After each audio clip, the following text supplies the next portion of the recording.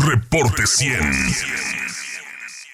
Tengo en el teléfono y le agradezco a la ex embajadora de México en Brasil y política sonorense Cecilia Soto González, ex candidata presidencial también, a quien le agradezco mucho que nos tome esta llamada. Cecilia, ¿cómo está? Buenos días. Buenos días, Juan Carlos, y buenos días a todos mis paisanos. Gracias, Cecilia. ¿Quién es Evo Morales? ¿Es un dictador, Evo Morales? No es un dictador, es un líder. Él surge del líder del movimiento, de uno de los movimientos indígenas más importantes de Bolivia. Sí. Hay que recordar que la población mayoritaria de Bolivia es indígena, 60 y tantos %. Y no es sino hasta Evo Morales que logran un gobierno indígena, un gobierno con donde ellos están realmente representados. El gobierno de Evo Morales se benefició de la alta en el precio de las materias primas, sí, y muy especialmente de la venta de gas a Brasil. Brasil, para asegurar su suficiencia energética, compra grandes cantidades de gas mediante un gasoducto que va de Bolivia a la zona industrial de Sao Paulo, y afortunadamente él usó bien esos recursos para aumentar el nivel de vida de los bolivianos. Por ahí va la cosa. ¿Hay un antes y después en Bolivia con Evo Morales? Sí, en cuanto a los derechos de los pobladores indígenas. Sí. Y también hubo un proceso constituyente muy interesante. Lo digo porque nosotros en la constituyente de la Ciudad de México vimos muchos ejemplos interesantes del constituyente boliviano, en donde se reconocieron muchos derechos que antes no eran reconocidos. Sí. Sí hay un antes y un después. Ahora, hay este síndrome que ataca a muchos presidentes latinoamericanos, y no solamente latinoamericanos, de pensar que son indispensables y que nadie los puede sustituir. Y sí, eso fue lo que le pasó a Evo. Sí, por eso 14 años en el poder, Cecilia. Exacto. Él, después de su primer mandato, en el segundo mandato fue que se hizo la Constitución, la constituyente. Sí. Y en esa constituyente se planteó que solamente se pueden reelegir una vez.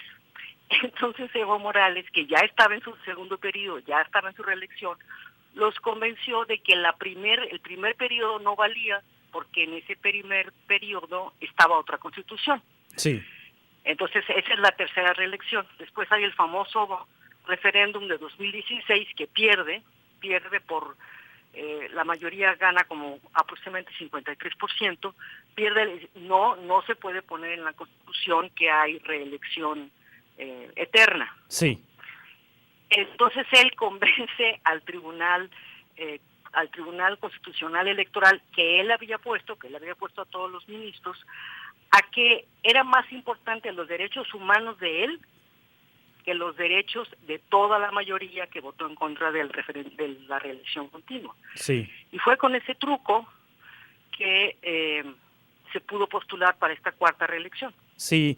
¿Cometió fraude en esta última elección, Sí, Cecilia? Sí, cometió fraude. Yo leí varios de los documentos de la OEA y de otras organizaciones, igualito a lo del PRI, más o menos. Sí, así como Bartlett en el 88. Como Bartlett en el 88. Sí.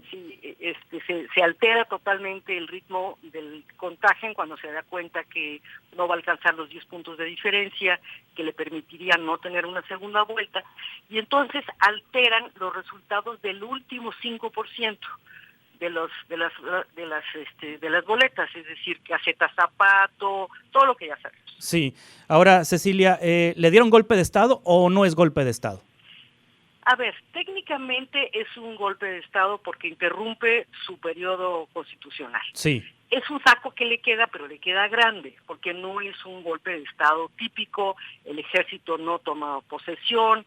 El ejército le dice en el video que seguramente viste, que le sugiere que renuncie, pero no lo toma preso, no lo rodea, no lo amenaza como amenazaron a Salvador Allende, etcétera.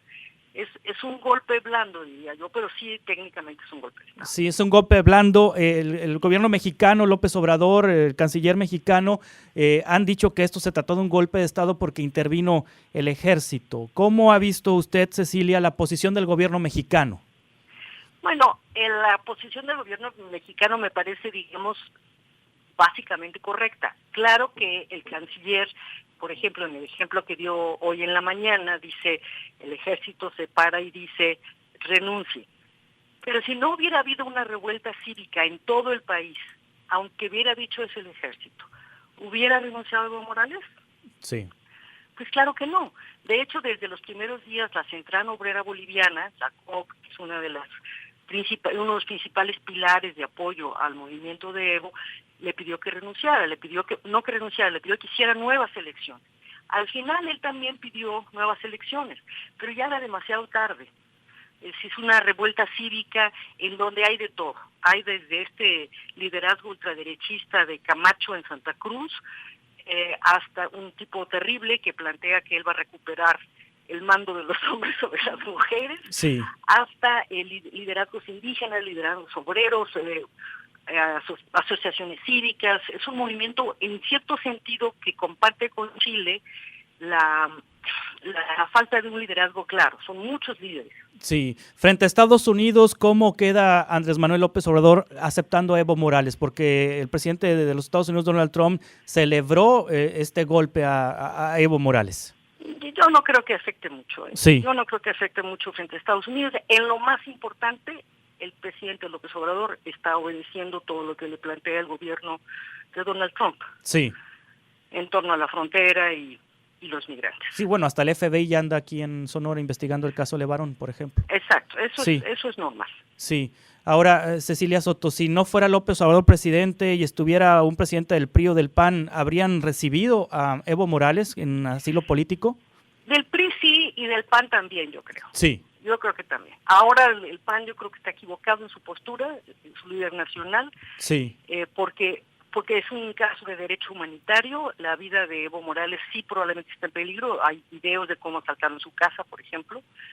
Y él no ha cometido crímenes contra la humanidad. Sí. ¿Me entiendes? Es decir, sí cometió un error, sí hizo fraude electoral. Bueno, eso no lo hace un criminal contra la humanidad, hay que recibirlo. Yo creo que en última instancia todos los presidentes de otros partidos lo hubieran recibido. Sí, ¿hay antecedentes en México de casos como el de Evo Morales, de asilados políticos? Sobran. Sí. Sobran muchísimos, desde la viuda de Salvador Allende, muchísimos de los líderes del gobierno de Salvador Allende, todos los famosos Argemex, ¿no? Incluyendo guerrilleros montoneros, muchísimos. De hecho, México ha protegido a opositores de Nicolás Maduro, ¿verdad? También hay opositores de Nicolás Maduro. Es decir, hay una larga tradición, digamos, reforzada, inaugurada por Lázaro Cárdenas, por la República Española, y yo creo que eso nos honra a los mexicanos. Sí, ahora hay en redes sociales sobre todo hay quienes comparan por qué se cuestiona a Evo Morales por sus 14 años y no a la canciller alemana. Esa es una de las mayores tonterías que he escuchado en mi vida. Sí. Una gran decepción es ver que Claudia Sheinbaum, su equipo subió ese tuit y ella no lo rechazó. Es una tontería, son regímenes completamente diferentes, es un régimen parlamentario y mientras ella tenga el liderazgo del partido, es el partido mayoritario, gane las elecciones de su partido, ella puede seguir en el poder. Sí. En el caso de Evo Morales, se intentó cambiar la Constitución a su favor y luego la violó, luego modificó los órganos electorales, etcétera. Sí. ¿Qué sigue para Bolivia, Cecilia Soto? ¿Qué es lo que va a continuar para Bolivia? ¿Cuál es su pronóstico? Es una situación muy incierta, porque hay posibilidades de guerra civil. Seguramente vieron tus radioescuchas, oyeron tus radioescuchas este número muy importante de movimiento pro Evo que llegó a La Paz gritando ahora sí guerra civil, eso es muy muy grave, y ahora es muy importante que las figuras que están destacando ahí hagan un acuerdo para nuevas elecciones y un gobierno civil. Yo no veo que los militares quieran tomar el poder.